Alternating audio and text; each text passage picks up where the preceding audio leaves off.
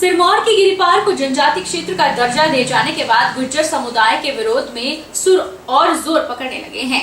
समुदाय का कहना है कि गिरिपार को जनजाति क्षेत्र का दर्जा दिए जाने से सीधे तौर पर उनके आरक्षण से छेड़खानी की जा रही है।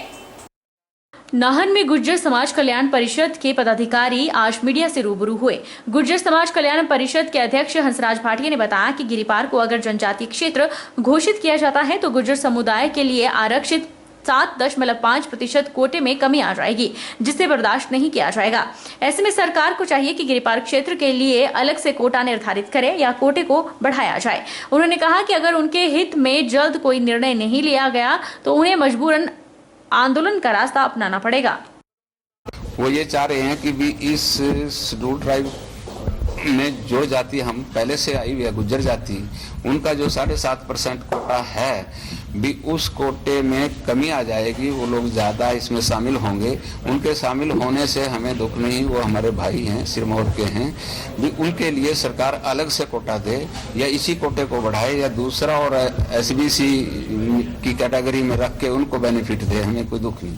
2017 में वैसे तो ये जो गिरिपार का हाटी समुदाय का जो मामला था एसटी का, ये आरजीआई ने रिजेक्ट किया हुआ है कि भी ये आते नहीं है इसमें, पर हमें फिर भी कोई एतराज नहीं। हाटी के लोगों को, भाइयों को एसटी का दर्जा देती है सरकार, दे, पर इस कोटे से हमारे 7.5% कोटे से छेड़छाड़ न हो, ये बरकरार रहे। उनको अलग सब कोटा दे दे, बढ़ा दे इसको। आगामी हम ये है, सरकार ने अगर इसे नहीं सॉल्व किया, हमारी समस्या को समाधान नहीं किया, तो फिर हम धरने प्रदर्शन भी करेंगे। जैसा अभी हम लिख के देखते हैं तो हो सकता है घेराव भी हो। शनिवार को DDM college of pharmacy Gondpur Banehra ने विश्व फार्मासिस्ट डे मनाया। उन्होंने अंब चौक से रैली निकालते हुए लोगों को बेहतर स्वास्थ्य का संदेश दिया। स्लोगन के माध्यम से लोगों को जागरूक करते हुए लोगों को अपनी सेहत के प्रति पूरी तरह सचेत रहना की जानकारी भी दी। इसके साथ लोगों को अपने खान पान और आसपास सफाई का विशेष ध्यान रखने की नसीहत भी दी। ग्रामीण विकास एवं पंचायती राज मंत्री वीरेंद्र कंवर नालागढ़ प्रवास पर पहुंचे। मंत्री ने करोड़ों रुपए की लागत से तैयार अनाज मंडी का विस्तारीकरण और पंचायत भवन का शिलान्यास किया। मंत्री ने कहा कि प्रदेश सरकार ने क्षेत्रवासियों और किसानों को राहत देने के लिए समय रहते बीते वर्ष धान और गेहूं खरीद केंद्र को शुरू किया था, ताकि किसानों को फसल बेचने के लिए परेशानी न उठानी पड़े। आज एक सब्जी मंडी का जो विस्तारीकरण हुआ है, जिसपे सरकार ने करोड़ों रुपए उसके ऊपर लगाए हैं, और वहीं दूसरी और एक पंचायत भवन है, उसका शिलान्यास है जी। तो उस दृष्टि से आज मैं यहाँ पर आया था। नहीं, ऐसी कोई शिकायत नहीं आई। अभी भी पहले आपसे पहले किसी मिले हैं जी, जिन्होंने कहा है अगर ऐसी बात है तो इसके ऊपर छानबीन की जाएगी, लेकिन ऐसी अभी तक कोई ऐसी रिपोर्ट हमें कहीं से नहीं मिली है। लेकिन अगर मिली है तो निश्चित रूप से इसके सैंपल को जो है वो टेस्ट करवाने के लिए भेजेंगे। कार्रवाई होगी। किसानों को कुछ मुआवजा भी कुछ अगर होगा तो ना जी, पहले हम इसका सैंपल्स लेकर के इसका टेस्ट करवाएंगे। मैं अभी विभाग से बात करूंगा, अगर है तो गलत है और उसके ऊपर कार्रवाई होगी। लंपी वायरस के आप देख रहे हैं कि जब से हिमाचल प्रदेश के अंदर लंपी वायरस आया है, सरकार ने पहले दिन से ही बड़ी गंभीरता से हमने विचार किया, बैठक की, टास्क फोर्स बनाई। जहाँ से भी ये वायरस रिपोर्ट होता है, विभाग तुरंत उसके ऊपर कार्रवाई करे।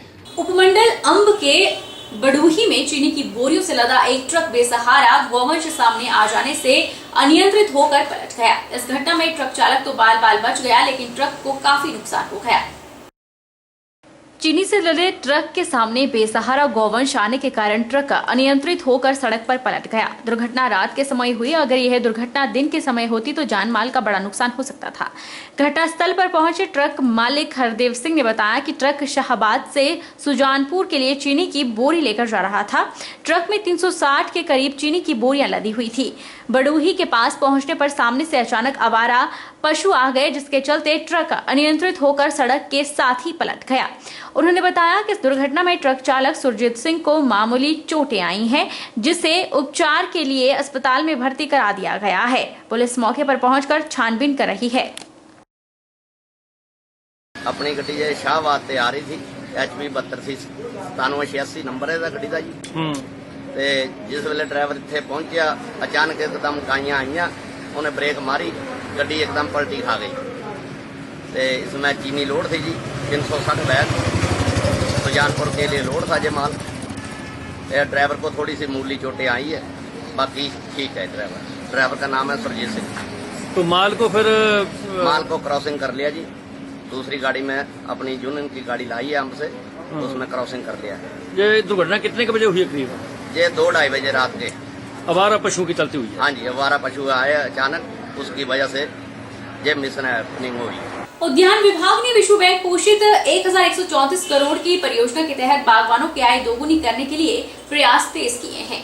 विदेशी विशेषज्ञ कीट प्रबंधन से लेकर पौध एवं भूत संरक्षण एवं मिट्टी परीक्षण की नवीनतम वैज्ञानिक तकनीकी की जानकारी दे रहे हैं, ताकि न्यूजीलैंड की तर्ज पर से पैदावार को 5 मीट्रिक टन प्रति हेक्टेयर से बढ़ाकर 55 मीट्रिक टन किया जा सके। हिमाचल के बागवानों की आय दोगुनी करने के लिए बागवानी विभाग ने प्रयास तेज कर दिए हैं। शिमला जिला के विभिन्न क्षेत्रों में न्यूजीलैंड के बागवानी विशेषज्ञ शिविरों के माध्यम से नवीनतम एवं गुणवत्तापूर्ण सेब उत्पादन के बागवानों को टिप्स दे रहे हैं। विश्व बैंक द्वारा पोषित 1134 करोड़ की बागवानी विकास परियोजना के तहत उद्यान विभाग द्वारा न्यूजीलैंड के विशेषज्ञों की सेवाएं ले रहे हैं, ताकि सेब की पैदावार को 5 मीट्रिक टन प्रति हेक्टेयर से बढ़ाकर न्यूजीलैंड के तर्ज पर 55 मीट्रिक टन प्रति हेक्टेयर किया जा सके। इसी क्रम में रामपुर के दत्तनगर मशरूम सेंटर में बागवानों के लिए शिविर का आयोजन हुआ। शिविर में न्यूजीलैंड के विशेषज्ञों ने कीट प्रबंधन से लेकर मिट्टी परीक्षण, पौध प्रबंधन एवं जहरीली रसायनों के कम छिड़काव के साथ गुणवत्तापूर्ण अधिक उत्पादन कैसे संभव है, इस पर विस्तार से जानकारी प्रदान की। गोल है कि जो पेस्ट मैनेजमेंट है उसमें जो केमिकल अभी यूज़ कर रहे हैं उसको कम करें और ऐसे केमिकल यूज़ करें जो हार्मफुल नहीं हैं, ये weather is for the humans और एनिमल्स और इन्वायरमेंट। तो ये हमारा मेन गोल है and I think we are going in a right direction so far and we are trying to achieve जो पेस्ट मैनेजमेंट का जो गोल है वो अचीव करेंगे। ये विश्व बैंक पोषित जो परियोजना है वर्ष 2016 से हिमाचल प्रदेश में लोगों की आय दोगुनी करने के लिए, बागवानों की आय दोगुनी करने के लिए और उनकी प्रोडक्टिविटी 5 मीट्रिक टन से 55 मीट्रिक टन करने के लिए जो है लगाए जा रहे हैं। इसमें जो विषय विशेषज्ञ हमारे न्यूजीलैंड से, जहाँ वर्ल्ड की हाईएस्ट प्रोडक्टिविटी है और वो हाईएस्ट प्रॉफिटेबिलिटी लेते हैं, वहाँ के एक्सपर्ट रश्मि जी और नेल्सन जी यहाँ पे इस वक्त न्यूट्रिशन मैनेजमेंट और क्रॉप लोड मैनेजमेंट अगली वर्ष के लिए 2023 के लिए किस तरह से वो जो है हमारा क्वालिटी से पैदा हो और साइज़ खास करके जो 50 mm 55 mm से 60 mm का कैसे हम जो ख़त्म करें, उसको उगाएं नहीं, उसमें थिनिंग का क्या रोल है, उस विषय पे लगाया जा रहा है। जिला सोलन में लंपी वायरस का प्रकोप कम हो रहा है। अब हर दिन 250 के करीब केस रोजाना दर्ज हो रहे हैं। पहले दैनिक केसों की संख्या 500 के करीब थी, जिससे पशुपालन विभाग ने राहत की सांस ली। जिला में अभी तक कुल 13,188 लंपी वायरस के मामले सामने आए हैं, जिनमें से 7,523 पशु स्वस्थ हो चुके हैं। वहीं 4,892 पशु अभी भी संक्रमित हैं। 843 गौवंश के इस बीमारी से मौत हो चुकी है।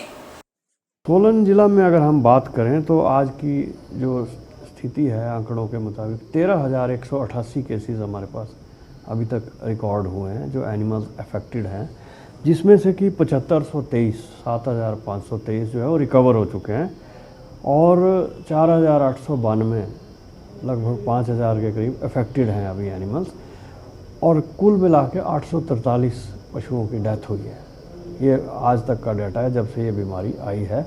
लेकिन मैं आपको बताना चाहूँगा कि अगर हम पिछले 10 दिनों की बात करें तो आंकड़ा जो है, जो रोज़ केसेस मिल रहे हैं वो कुछ घटने शुरू हुए हैं। जो ये शुरुआत में आंकड़ा 500 के करीब रोज़ का था, पूरे ज़िले में 500, 550 पशु मिलते थे, वो घटते घटते अब जो है वो कल की हम बात करें तो 229 केसेस आए हैं। पिछले सप्ताह लगभग 350 की एवरेज आई और इस सप्ताह जो है वो 300 से भी नीचे चला गया है, तो अराउंड 250 के करीब एवरेज 229-30 कल आए हैं हमारे पास, तो ये एक अच्छी बात है हमारे। बहरहाल बुलेटिन में इतना ही। आप देखते रहिए HP 24/7।